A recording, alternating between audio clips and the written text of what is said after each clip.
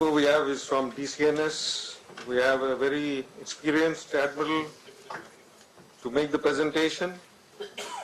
Vice Admiral, if I can pronounce it right, Bertrand Aubriot, DCNS Vice Admiral retired, is presently the Navy advisor to the Chairman and CEO of DCNS Group. He has joined DCNS Group in April 2013 after 38 years in the French Navy. As a surface warfare officer, he has been in command of the aircraft carrier Forge, a frigate in French Polynesia, and a group of training ships. He had been the Navy advisor to the Ministry of Defense for 2 years and in charge of the preparation of the meeting concerning defense matters for the President of the French Republic for 4 years. His last assignment was commander of the surface fleet, 110 warships and 11,000 sailors. He is commander the Laga Legion of the Honor. That must be his decoration. He is married and has 4 children. May I request the Admiral to... Thank you, Mr. Chairman. Thank you very much. Welcome to everyone. Well, thank you, Mr. Chairman, and welcome to our distinguished participants. I'm very proud to be here to talk in front of the Indian Navy about aircraft carriers.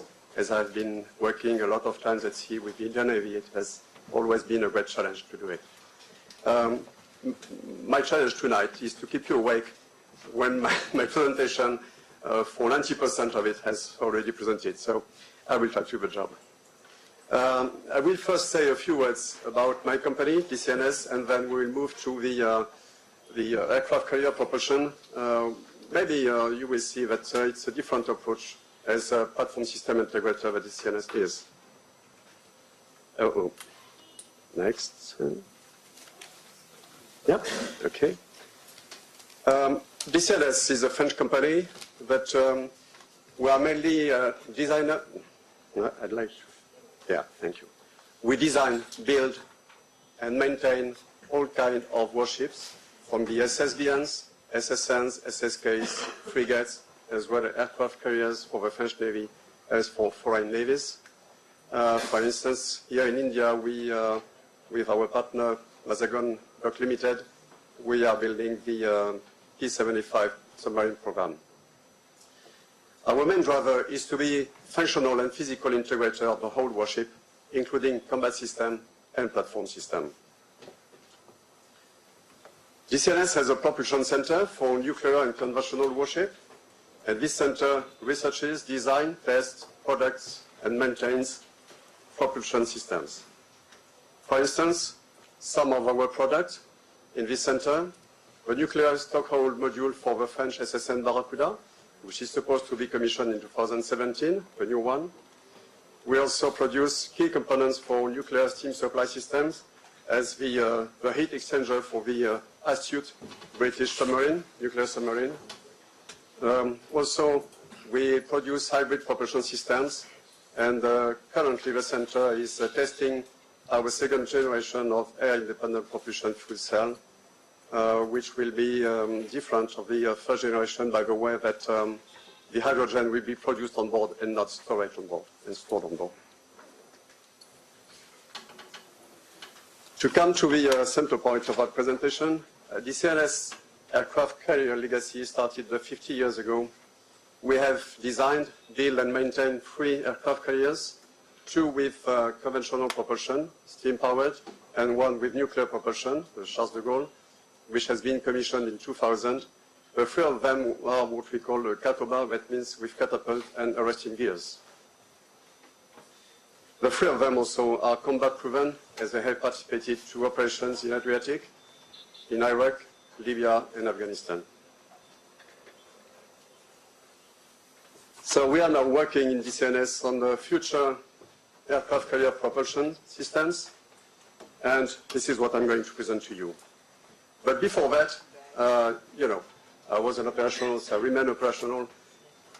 Operational drivers for the propulsion system of an aircraft carrier are the one. I mean, the propulsion system of an aircraft carrier is not here not only to move the ship, but it's a fully integrated part of the aviation system.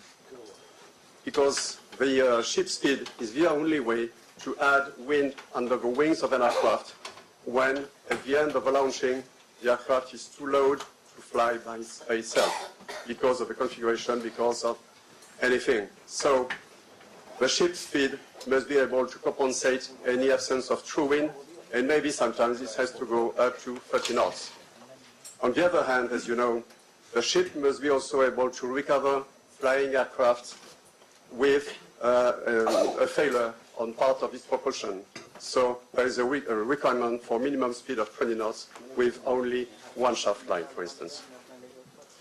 And the propulsion system has also to be very reactive when you launch or recover aircraft so that you maintain a stable wind on the bridge, a relative wind, to compensate the variation of the true winds.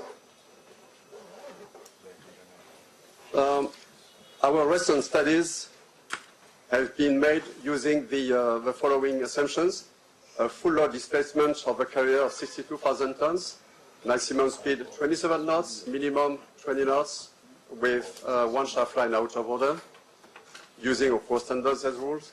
And we have selected 4 concepts that I will present to you in a few seconds.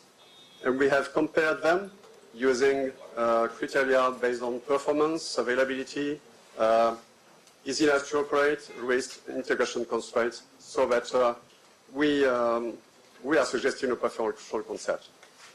Just in a reminder to all of us, if we need 10% more speed for the ship, this represents 33% of power more, which is very important.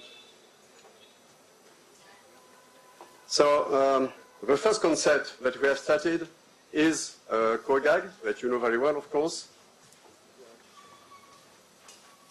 It is composed of two gas turbines on each shaft line, directly coupled through a gearbox on the shaft line, and with generators separated of a propulsion system. The pros and cons. Pros are good power to weight ratio, because we developed about 100 megawatts, a good high speed, but fuel consumption is rather high at low speed. There are very heavy constraints of integration of gas turbine. In any case, this is the reason why of the drawing you saw the 2 islands on the flight deck.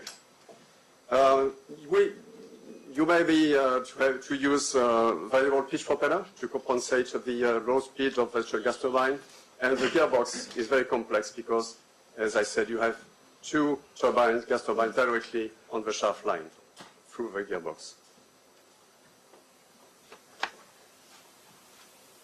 The next concept we have been studying was a code-like concept.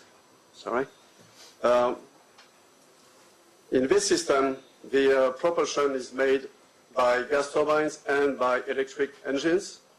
The energy is supplied by 4 diesel generators, giving the electricity to requested for the electric engines. If we move to pros and cons, there is a single electrical power plant for propulsion and electrical ship consumption. The control of the speed is very precise and progressive with fixed brake propellers and the electric engines. But you still have a gearbox, which is noisy. There are some harmonic pollution to be treated due to the high voltage grid. As it has already been said, we need the specific crew training to deal with power electronics and automation. And if one of the 2 shaft lines is blocked because you receive an impact, then pros and cons. Many advantages: no more gearbox, single electrical power plant for propulsion and electric ship consumption. The load rate of generators is optimized. That means that the software permanently starts or stops any diesel generator or turbine generator in accordance with the load of the electrical request. And the diesel generators are always operating at a constant speed, so that you reduce, of course, the maintenance costs. It is very maneuverable because you have precise and progressive control of speed with fixed brake propellers and maximum torque due to the electric engines. It offers also a high level of redundancy, as well for the generators as for propulsion, as there are 2 DGs and 2 GT and 1 GT for each main electric board, and there are, thank you, and there are 2 electric engines for each shaft line. The third concept we have been studied was this one, with the same generation power plant, but with 4 pods in place in replacement of the 4 electric engines. So, of course, the main advantage in this solution is that there is a very big gain of room, place, as there is no more gearbox, no more shaft lines, and the engines are out of the hull. So a lot of room, excellent maneuverability, as you know, as you have requested on the LPDs, as you can steer the pods on 360 degrees. Less mounting operations, so easier to mount as there are no more shaft lines, no gearbox, and no rudder. You can install the pods at the end of the building of a ship, and you reduce noises and vibration inside of a ship. Some difficulties, mechanical stress between the pods and the hull, which is maybe specific to an aircraft carrier. As you may know, when you want to launch or recover aircraft, you go to face the wind, and usually the true wind is at the opposite of the way you want to go. So you have to turn very quickly, recover or launch the aircraft, and then turn again very quickly to join your steering. And to do that, sometimes using the pods, you can push too strongly on the hull to create a strong stress, and maybe also make the aircraft carrier rolling, which is very disturbing to move the aircraft on the flight deck. The other inconveniences have already been mentioned, I mean, with the harmonic pollution to be treated and the training of the crew. After studying these 4 concepts and comparing them, we have studied the full electric concept with 2 shaft lines with a new assumption. What if the full load displacement at the end of life of a ship was going up to 75,000 tons, which is an increase of 20%. Then we have identified 2 technical risks. Density of power on the propellers becomes too high, and the propeller thrust becomes too heavy. Next point, we cannot add pods, there are already 4. There are no more powerful pods, so our solution went to a full electric propulsion with 3 shaft lines, which is the solution which is here, on which you still have the 4 diesel generators, the 2 gas turbine generators, and 3 electric engines, coupled on the shaft line, and the central electric engines may be coupled or on the starboard side or on the port side from the electric distribution. So with this system, we have a strong power, redundancy, as there are 2 variable speed drives for each electric engines, and the central engine can be supplied by one of the 2 main switchboards. Maximum speed and minimum speed with 1 shaft line out of order are guaranteed to operate safely the aircraft and efficiently.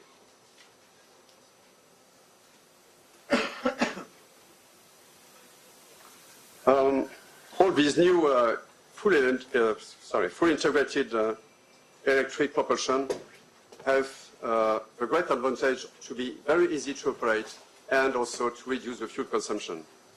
Following our study, such an aircraft carrier could have a range of about 10,000 nautical miles at 15 knots, which compared to a nuclear power means in some way it starts to be comparable for an aircraft carrier. Because as you know, you have in any case to fuel the fuel for the aircraft, the food, the ammunition and so on, maybe more often than the fuel for the ship. So this concludes my brief.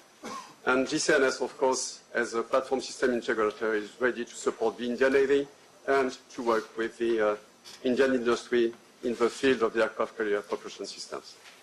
Thank you.